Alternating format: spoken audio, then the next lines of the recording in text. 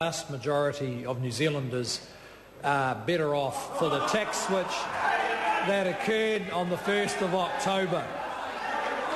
But more important than that, Mr. Speaker, the tax switch on the 1st of October was never designed to be a lolly scramble. It was designed to change the incentives in this economy, incentives that really did need to be changed. And I just want to briefly outline why the incentives in this economy needed to change so much. Mr. Speaker, since about 2004, this economy went on a debt-fuelled consumption binge.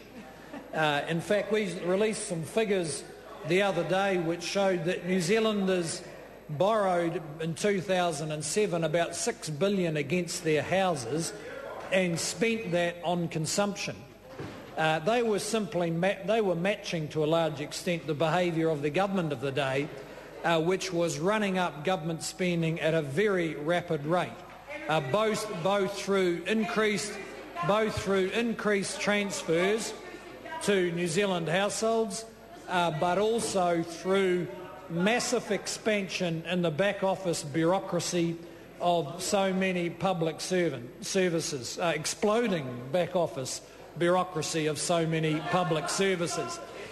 Many New Zealanders thought that this sense of growth in the economy was sustainable, and unfortunately they have proven to be wrong. Too many of them were in jobs that were reliant on debt-fuelled consumption through the housing market, through government and through the retail sector.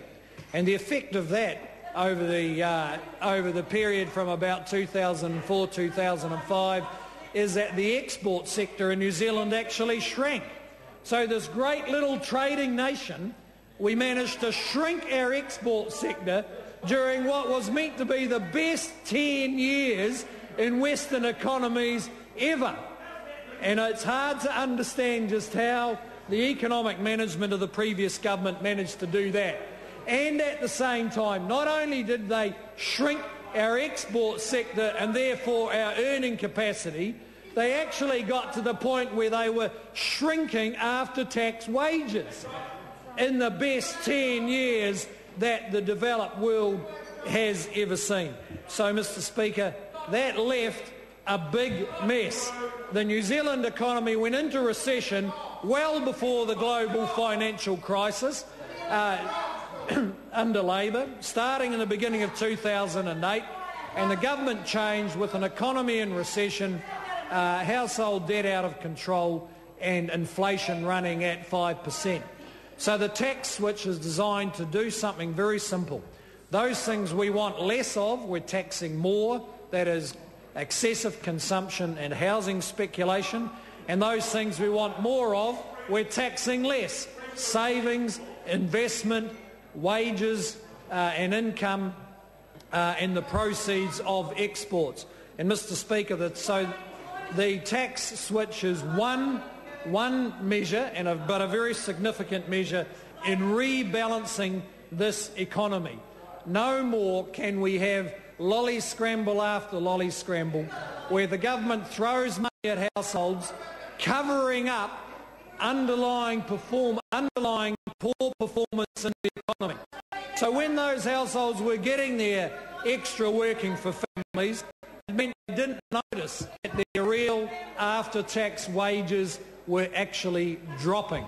So, Mr. Speaker, the tax switch is designed to change the incentives in the economy, and over the next 4 or 5 years, we're going to see this economy develop in significantly different ways than in the last 10 years. And the early signs of that change, the early signs are that the changes are making a difference to New Zealanders' preferences. There's been a big swing around in savings behaviour, for instance, where New Zealanders are now being very careful with their spending. That's why things are flat for retailers.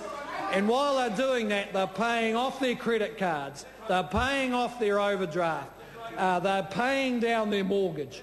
These are all changes that need to occur in this economy, and Speaker. The question is that the motion be agreed to. The Honourable Leader of the Opposition. Mr. Speaker, Bill English, once again, seeking to blame the failure of this national government on his predecessor.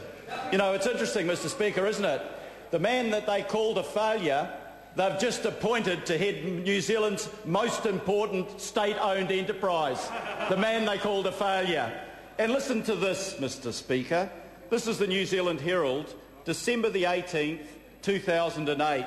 Bill English, I want to stress that New Zealand starts from a reasonable position in dealing with the uncertainty of our economic outlook. In New Zealand, there's better. In New Zealand, we have room to respond. This is the rainy day the government has been saving up for. Mr. Speaker, 10 days into the national government's first term, it was not the national government that he was talking about saving for the rainy day. It was the Labor government, which belies the constant criticism that it was the Labor Party that had been reckless in debt. I recall Bill English time and again saying we don't have a debt problem in opposition. Time and again we don't have a debt problem. Of course we didn't have a debt problem because this Labor government, when it was in office, put money aside so that we could come through this recession in better shape. Mr. Speaker, last year, John Key promised that New Zealand would be coming out of recession aggressively. John Key, we will be coming out of recession aggressively in 2010. Mr. Speaker, it is now 2010.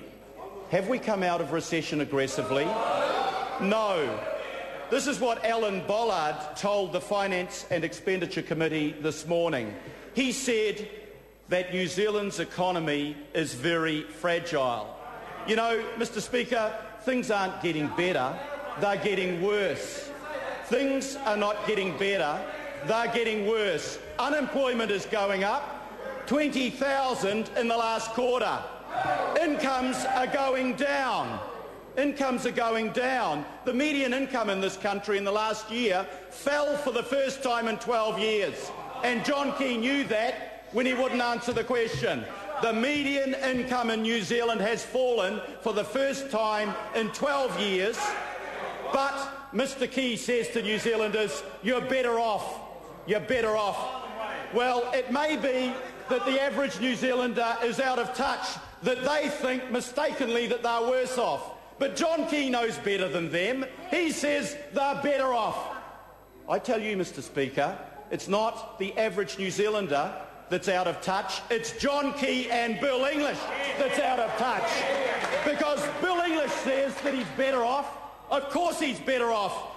Every person on those front two benches of the government getting more than $250,000 a year is better off by hundreds of dollars a week.